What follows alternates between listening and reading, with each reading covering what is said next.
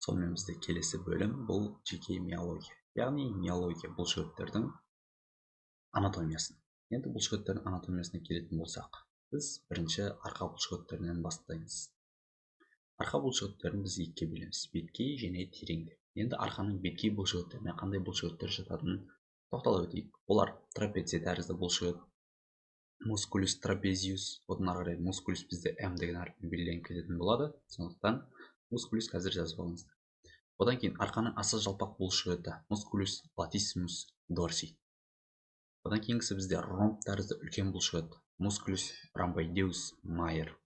Одан кейін бізде ромб тәрізді кіші бұлшықет мускулюс ромбоидеус минор. Одан кейінгісі бізде жауырынды көтеретін бұлшықет мускулюс леватор скапуля. Бұл жерде көрмеген, кейін тоқталған кезде көресіздер. Одан кейін тістік артқы жоғарғы бұлшықет мускулюс серратус posterior superior. Одан кейінгісі бізде тістік артқы төменгі бұлшықет мускулюс serrator posterior inferior. Енді біз бұлшықеттерге тоқталған кезде олардың қай жерден бастап қай жерге бекитіне және оның қызметтеріне тоқталатын боламыз. Енді трапеция тәрізді бұлшықеттен бастасақ, мускулюс трапезиус 3 бөлімнен тұрады. Яғни біз қазір 3 бөлімнің басталу орындарын айтамыз. Төмендеген бөлігі pars descendens. Pars descendens ол бізде шүйделік сыртқы шодырдан басталады. Paratuberancia accipitalis externaдан басталады. Одан кейін жоғарғы желкелік сызық linea nuchae superior болған бізде шүйде сүйегінде. Одан кейін бізде омыртқаның қылқанды өсінділерінен және желке байламынан процесс трансверса және Ojamentum nuchaeдан басталатын болады. Бұл төмендеген бөлігі. Жоғарғы бөлігі деп айтуға болмайды. Айтуға болады, бірақ бұл төмендеген бөлігі. Одан кейін бізде көлденең бөлігі. Pars transversa. Ол бізде бірінші және төртінші кеуде омыртқаларының қылқанды өсінділерінен басталады. Яғни бізде жетінші омыртқадан кейін төрт кеуде омыртқасының қылқанды өсінділерінен процесс трансверсадан басталатын болады. Одан кейін бізде жоғарылаған бөлігі pars descendens. Олар 5-ші кеуде омыртқасынан 12-ші кеуде омыртқасына дейінгі омыртқалардың қылқанды өсінділерінен басталады. Processus spinosus. Яғни бүкілі қылқанды өсінділерінен басталады. Қарап тұрсаңыздар, омыртқаның дәл ортасынан жүріп отыр, шығып отыр. Одан кейін бұлардың бекитін жерлері бар. Төмендеген бөлік pars descendens бұл бұғананың сыртқы 1/3-іне барып бекиді. Арқа жағындағы сыртқы 1/3. Одан кейін көлденең бөлігі бұл акромиал өсіндіге, процесс акромиалиске және де жауырынның қылқаны спина скапуляға барып бекиді. Мына спина скапуляға барып бекиді. Одан кейін жоғарылаған бөлігі pars ascendens ол жауырынның қылқанына барып бекиді. Спина скапуляға, яғни мына аймаққа барып бекиді. Одан кейін бұның қызметіне келетін болсақ, қызметі төмендеген бөліктің қызметі бұл жауырынды омыртқаға жылжытады, жақындатады, жоғары және медиалды көтереді. Яғни бізде мына жауырын болатын болса, осыны жоғары қарай және медиалды омыртқаға қарай тартатын болады. Одан кейін мойын омыртқаларын жазуға көмектеседі, яғни арқа қарай шалқаю қызметтерін атқарады. Одан кейін басты бұруға көмектеседі, яғни бір жақты жиырылған кезде басты өз жағына қарай тартады. Одан кейін бізде көлденең бөлігі жауырынды медиалды тартады. Яғни мына көлденең бөлігі бұл жауырынды өзіне қарай, яғни омыртқа қылқандарына қарай тартады. Одан кейін бізде жоғарылаған бөлік жауырынды медиалды және төмен тартады. Ортаға қарай және төмен қарай тартады. Енді бұлар трапеция тәрізді бұлшықетті біз көбінесе ауыр заттарды көтеріп келген кезде бұл бізде иықтың арқа жағында сезілетін болады. Бұл трапеция тәрізді бұлшықет. Басталатын айттық, бекитін айттық, қызметіне тоқталдық. Одан кейінгісі арқаның аса жалпақ бұлшықеті мускулюс латиссимус дорси 4 бөлімнен тұрады. Оның басталатын орындары. Мына байланысты біз оларды 4 бөлікке бөлеміз. Бірінші, омыртқалық бөлік pars vertebralis. Ол 7-ші және 12-ші кеуде омыртқаларының қылқанды өсінділерінен басталады. Processus spinosus 7-ші кеуде омыртқасына 12-ші кеуде омыртқасына дейін. Одан кейін мықындық бөлік pars iliaca. Pars iliaca бұл мықын қырының сыртқы 1/3-нен басталады. Мықын қырының сыртқы 1/3-нен басталады. Яғни криста iliacаның сыртқы 1/3-нен басталады. Одан кейін қабырғалық бөлігі 9-ші 12-ші қабырғадан басталады. парс костая. Одан кейін жауырындылық бөлік парс скапула. Бұл жауырынның төменгі бұрышы ангулюс скапулядан басталады. Одан кейін бекитін жерлері. Бұлар жоғарыға қарай көтеріле отырып, тоқпан жіліктің кіші төмпешігінің қырына барып бекиді. Криста тубериситес ос умериге, яғни тоқпан жіліктің кіші төмпешігінен төмен қарай бір қыр жүретін болса, сол қырға барып бекиді. Оның қызметі иықтың пронациясы, яғни біз артрология бөлімінде айтып кеткен болатынбыз, яғни пронация, супинация сынды қимыл қозғалыстарды. Енді бұл қозғалыстарға тоқталмаймыз. Қызметі иық пронациясы, иықты әкеледі, иықты жазады, және де тыныс алу актісіне аз мөлшерде қатысады. Яғни қабырғаларды артқа қарай тартып, тыныс алу актісіне қатысады. Яғни кеуде торын тартады артқа қарай. Одан кейінгісі бізде жауырынды көтеретін бұлшық, мускулус элеватор скапуля. Бұл бізде бірінші және төртінші мойын омыртқаларының көлденең өсінділерінен басталады. Бірінші және төртінші мойын омыртқаларының көлденең өсінділері процесс трансверсиядан басталады. Бекиді жауырынның медиалды жиегіне, марго медиалис. Жоғарғы бұрышымен мына жауырын қылқанының арасында. Одан кейін бұл қызметі атайтып тұрғандай жауырынды жоғары және медиал тартады, буын ойысын төмен ығыстырады. Яғни мына жерде бізде кавитас клинидалис бар. Осыны жауырын жоғары қарай жылжыған соң, мына жағындағы буындық ойыс ол былай төмен қарай ығысатын болады. Одан кейін басты өз жағына қарай тартады. Яғни біз басымыз осы бұлшық жеке жиырылатын болса, басымыз сол жаққа қарай бұрылады. Яғни қай жақта жиырылуына байланысты. Одан кейін ромб тәрізді үлкен бұлшық, мускулус ромбоидеус майор. Бұл басталады екінші және бесінші кеуде омыртқаларының қылқанды өсінділерінен, процесс спинозустан басталады. Мына үстіндегі бұл кіші ромб тәрізді, мына астындағы үлкен ромб тәрізді бұлшық. Одан кейін бекиді бұл жауырынның медиалды жиегіне, марго медиалиске барып бекиді. Төменгі бұрышы мен қылқанның арасында, жаңелдегі жоғарғы бұрышы мен қылқанның арасындағы болса, жауырынды көтеретін бұлшық, мынау төменгі бұрышы мен қылқанның арасындағы медиалды жиегіне барып бекиді. Қызметі жауырынды жоғары және медиалды тартады. Яғни бүйтіп ары қарай істегенде осы ромб тәрізді бұлшықтар әсер етеді. Және бұл жаңағы секілді буын ойысын төмен ығыстырады. Ромб тәрізді кіші бұлшық, мускулус ромбоидеус минор.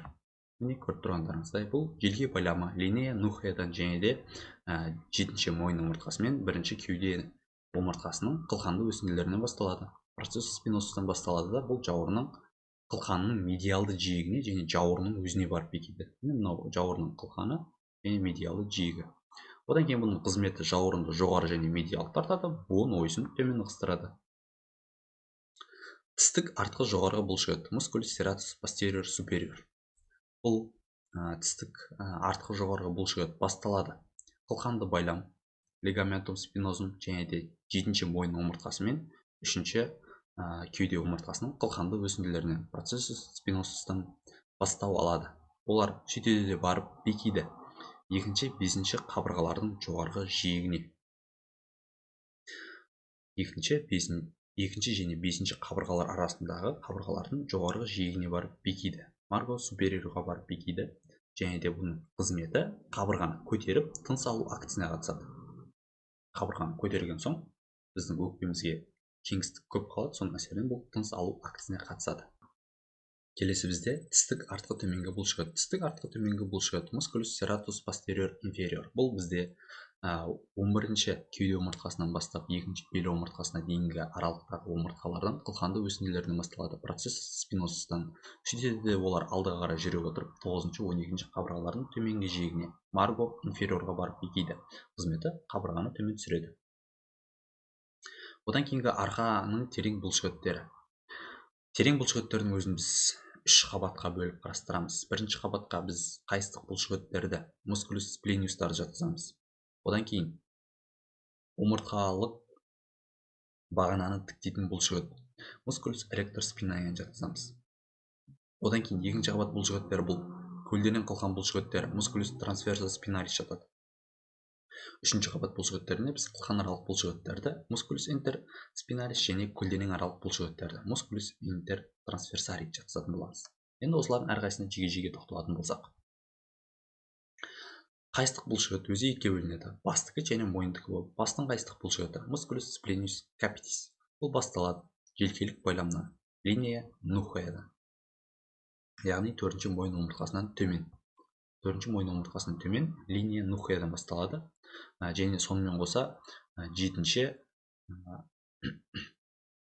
мойын омыртқасының және де үшінші кеуде омыртқаларының арасындағы қылқанды өсінділердің, яғни бірінші, екінші, үшінші кеуде омыртқаларының қылқанды өсінділерінен. Кейбір адамдарда бұл төртінші омыртқаның қылқанды өсіндісінен процессус спинозустан басталады, бекиді емізік тәрізді өсіндіге, процессус мамилляриске, одан кейін жоғарғы желкелік сызыққа, линия нухея супериорға барып бекиді. Қызметі мойынды және басты жазады. Екі жақты жиырылатын кезде мойынды және басты жазады. Артқа қарай біз басымызды шалқайтамыз.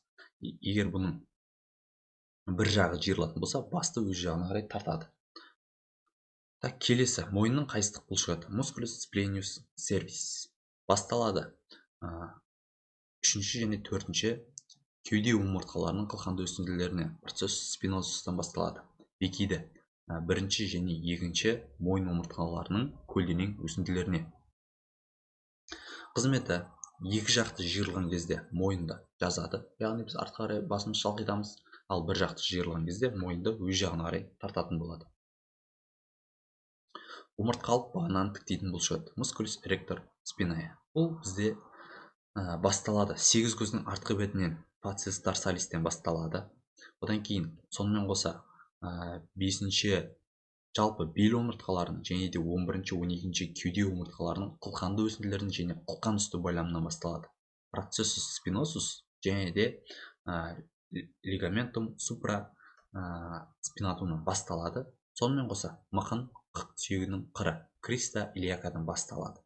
Яғни өте ауқымды бұлшықет. Басталатын жеріне қарасаңыздар, былай үш бұрыш тәрізді секілді басталады. Одан кейін бұл үш бөлікке бөлінеді. Біреуі латеральды кетеді.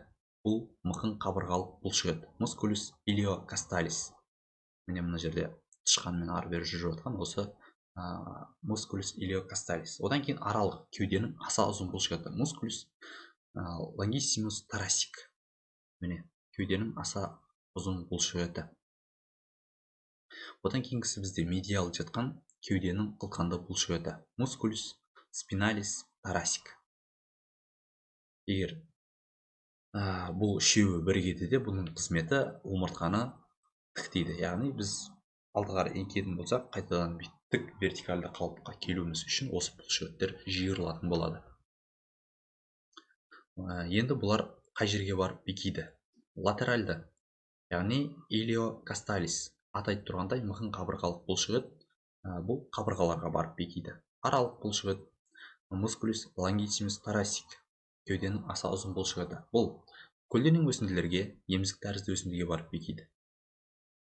Яғни омыртқалардың процессус трансверсаға және де емізік тәрізді өсінді процессус мамилляриске барып бекиді. Самай сүйектегі. Одан кейінгісі медиалды кеуденің қылқанды бұлшықеті мускулус спиналис тарасик. Бұл қылқанды өсінділерге, яғни өзі айтып тұрғандай қылқанды өсінділерге процессус спинозусқа барып бекитін болады. Одан кейінгі бұлшықет бізде көлденең қылқан бұлшықеті мускулус трансверса спиналис. Мускулус трансверса спиналис бұл бізде көлденең өсінділерден басталады. Процесс трансверсус одан кейін бекиді, бұл қылқанды өсіндіге барып бекиді. Яғни өте кішкентай бұлшықеттер деп атауға келеді деп ойлап қалуымызға болады, бірақ та бұлар өздерінің ұзындықтарының әртүрлілігіне байланысты бұлар жартылай қылқанды бұлшықеттер, көп бөлінбеген бұлшықеттер және айналдыратын бұлшықеттер болып бөлінеді. Ең бірінші жартылай қылқанды бұлшықеттер мускулус семиспиналис. Ол көлденең өсіндіден басталады. Мысалы, екінші бел омыртқасынан басталатын болса, ол жоғары қарай көтеріле отырып, мысалы 11-ші кеуде омыртқасының қылқанды өсіндісіне барып бекиді. Яғни 4-6 омыртқа жоғары секіріп барып бекитін болады. Міне мыналар. Ең ұзын болып тұрған семиспиналистер. Одан кейін көп бөлінбеген мускулус мультифиди. Бұл бізде өзінен 2-4 омыртқа тастап барып жоғары қарай бекиді. және айналдыратын бұлшықет мускулус ротаторс. Бұл көрші немесе біреуден кейінгі омыртқаларға барып бекитін болады. Яғни өте кішкентайы осылар. Одан кейін біз үшінші қабат бұлшықеттері, олар көлденең аралық бұлшықеттер, яғни мускулус интертрансверсари. Екі омыртқаның арасындағы көлденең өсінділердің бір-бірімен байланысы. Одан кейін қабырғаны көтеретін бұлшықет мускулус леватор касталис. Ол көлденең өсінділерден басталады. Процесс трансверсадан және де қабырғалардың жоғарғы жиегіне барып бекіп, қабырғаны жоғары көтереді, тыныс алу актісіне қатысады. Одан кейінгі ең соңғы бізде қылқанаралық бұлшықет мускулус интерспиналис. Бұл бізде қабырғаны, кешірім сұраймын, омыртқаны жазуға көмектеседі. Яғни біз алдыға қарай еңкейген кезде қайтадан жоғары қарай тұру үшін жиырылатын бұлшықеттердің бірі.